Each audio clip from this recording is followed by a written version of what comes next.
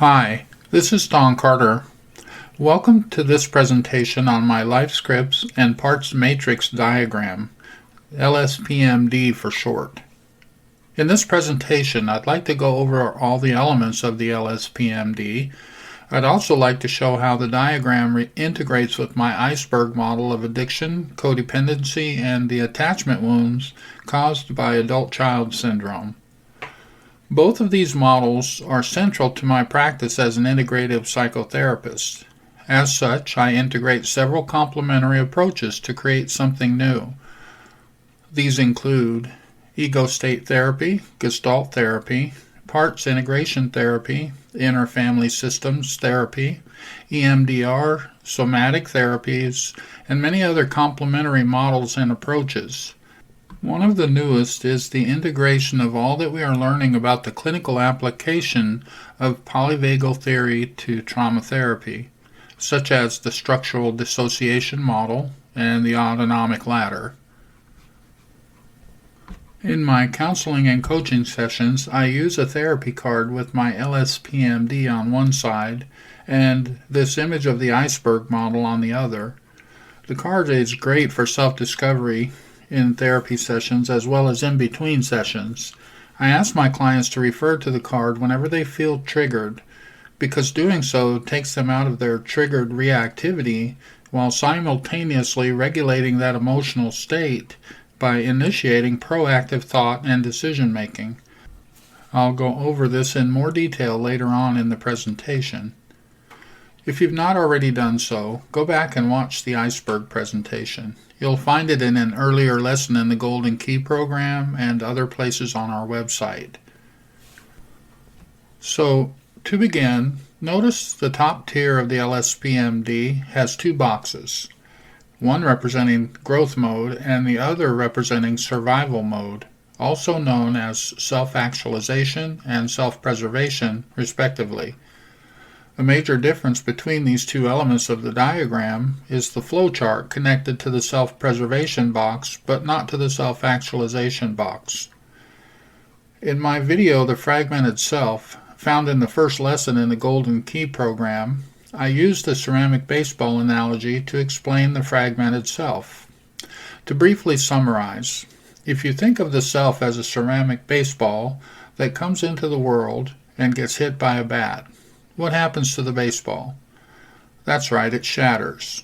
Growth mode would be the core chunk of the baseball that continues to grow and self-actualize, while survival mode is represented by the shards or fragments of self orbiting like little satellites disconnected from that core of the baseball.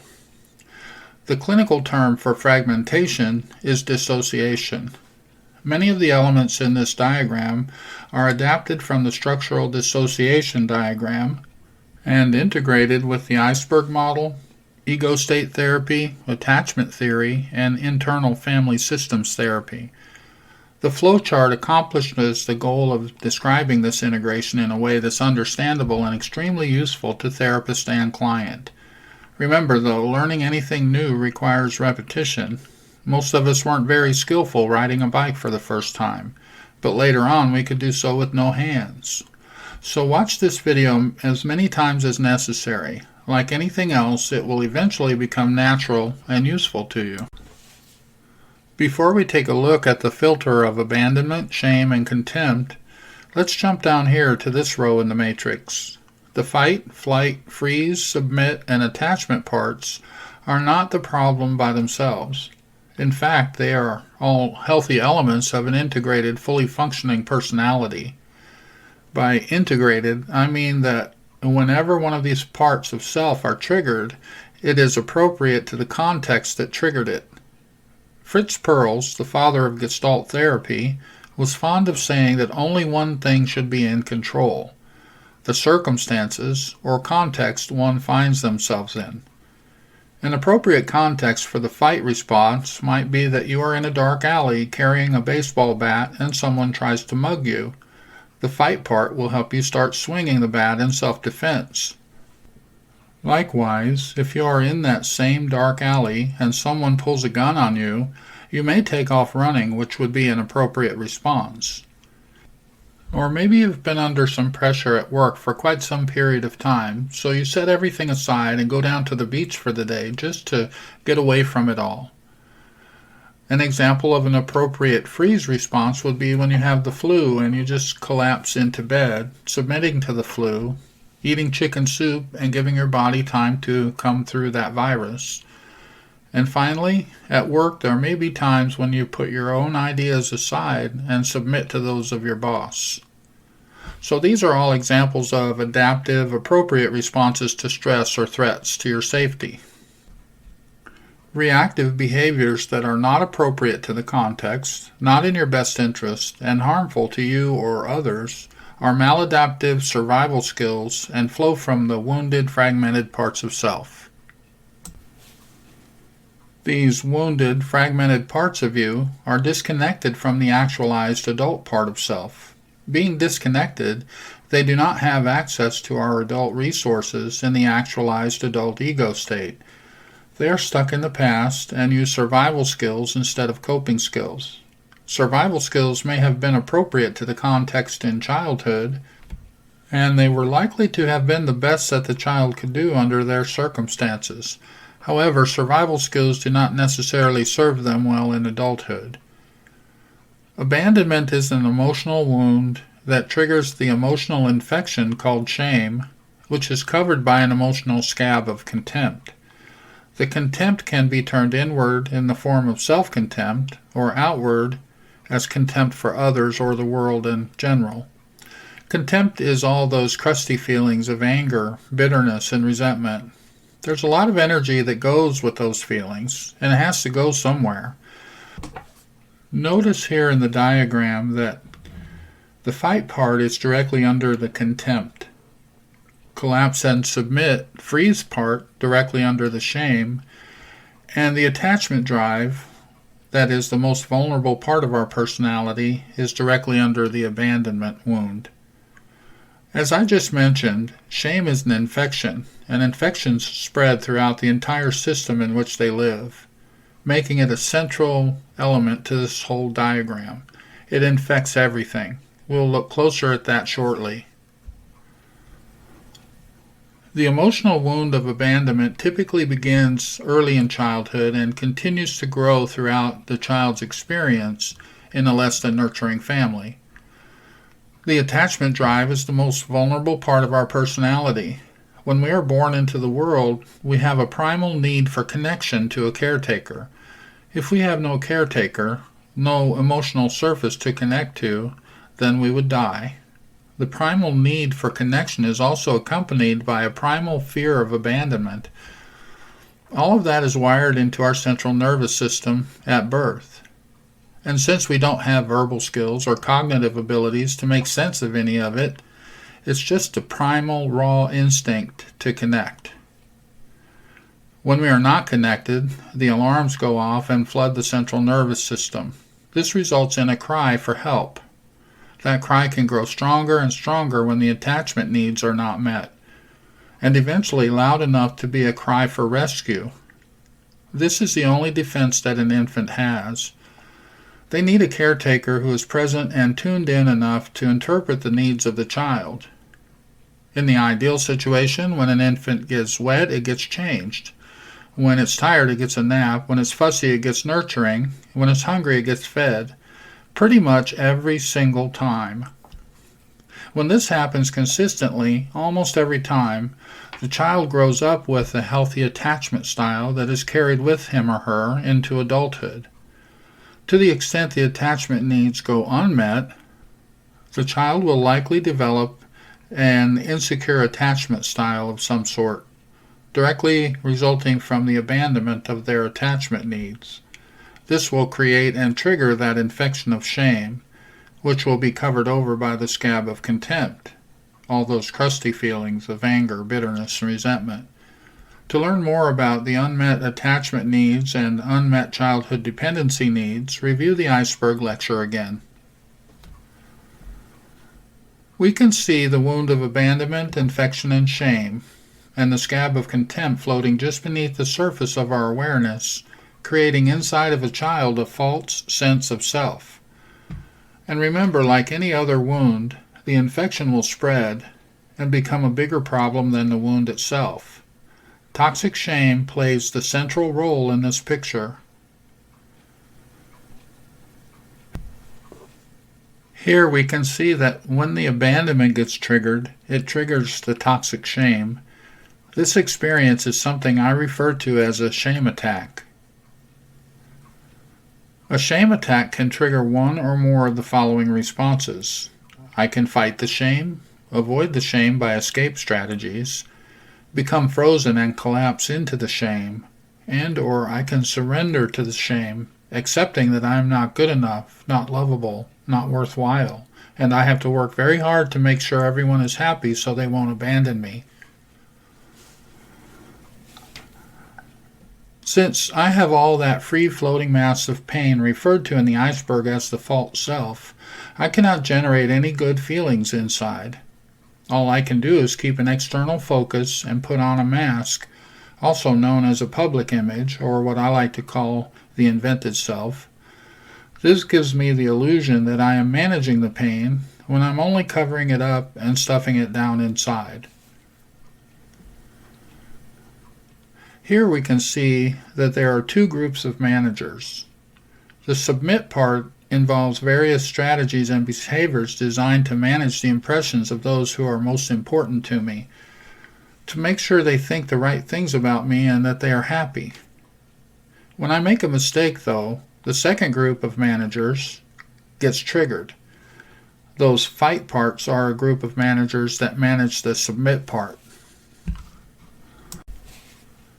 When I am in the submit role and perceive that I've made a mistake, it activates one or more of the managers in the fight part. Usually the inner critic that triggers contempt, which in turn triggers a shame attack directed at the submit part for making a mistake. The positive intention of the inner critic is usually to motivate the submit part to not make any mistakes, because that could risk more abandonment. When things are difficult or stress is chronic, the natural thing to do is try to escape.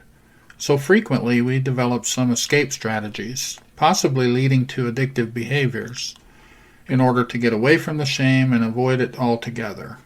Of course, this usually causes more abandonment, shame, and contempt, so it's only a short-term fix, if anything at all. The escape strategies in the flight part are often referred to as firefighters. This name comes from the role they play when the managers fail to manage the pain of the wounded child ego state. In other words, when the iceberg becomes a volcano and begins to erupt, the firefighters are called in to douse the flames. We can become dependent on the firefighters, some of which can be highly addictive and become a problem all of their own. The term firefighters comes from the internal family systems therapy approach. The firefighters are the last resort and defense against shame. When nothing else seems to work, we can collapse into that infection of shame and abandonment wounds. Internal family systems therapy would call what we collapse into an exile. In IFS, this is a wounded inner child that has been disowned and sent into hiding. These are what the managers protect. Another term for this collapse is hitting bottom. Many addicts face those moments from time to time. Some hit bottom and go to treatment. Others seem to bounce on the bottom until they can reach out and get help. Here in the LSPM diagram, we can see the parts involved in hitting bottom, also known as the freeze response. When managers and firefighters have been unsuccessful in controlling or managing the pain, we collapse into it. In internal family systems, they would call this blending with the exile. In polyvagal theory, this would be referred to as the dorsal vagal response. In severe cases, this might lead to immobilization, shutting down, feeling frozen and paralyzed, and maybe even too terrified of being seen to leave the house. Psychiatrists and psychotherapists might call this total collapse of psychological defense mechanisms. In short, this is not a fun place to be. Whenever we find ourselves in the fight, flight, freeze, submit, and attach parts, we can know that we are triggered into a reactive response. In a reactive response, our behaviors seem to choose us. We don't choose them. As soon as they notice they've been triggered, I ask my clients to pull out this therapy card and begin to study what just happened, looking for what parts were involved. This activates our self-actualizing growth mode, which is a centering technique that helps with emotional regulation. When we are in the growth mode, we are proactive, not reactive. In other words, we choose our behaviors, they don't choose us. We are free from life scripts and triggered parts when we are in this mode. This is the best position to begin learning emotional regulation when we struggle with significant trauma and frequent triggers. It is from growth mode that we can attend to the emotional wounds of abandonment, the infection of shame, and the scab of contempt just beneath the surface. Developing a dual awareness of our self-actualized growth mode when we are being triggered into survival mode is a critical skill to learn for the healing process. This dual awareness opens the door to therapy and recovery processes. It is from this position that we can begin our healing journey. When we create a safe place in our inner world of experience, connecting to the adult self-actualized resources already there, we can begin to attend to the wounds of those reactive parts. We can develop those resources, learn reparenting techniques, integrative journaling, and use many other complementary therapies such as inner child work, re-imprinting processes, ego state therapy, gestalt therapy, interfamily systems therapy, EMDR, neurolinguistic programming, hypnotherapy, guided imagery, mindfulness, and many other integrative therapies. However, it is important to note that implementing any of these therapies before doing the preliminary work of self-discovery, resource development, and creating a safe container internally and externally can lead to processing blocks and other forms of resistance to the therapeutic process. This can be very frustrating and lead someone to believe that counseling won't work for them, so they drop out of treatment. So when we begin any therapy or recovery process, it's important to be patient and give it a chance to work. As the healing continues, we eventually come to a fuller, richer contact with our true self. This will improve our relationships and our functioning in most, if not all, areas of our life. Remember that true intimacy comes when I'm able to share who I really am with another human being who is also able to share who they really are with me. That would be our true self. Thanks for watching. If you have any questions or feedback, you can leave those comments in the forums or send us an email.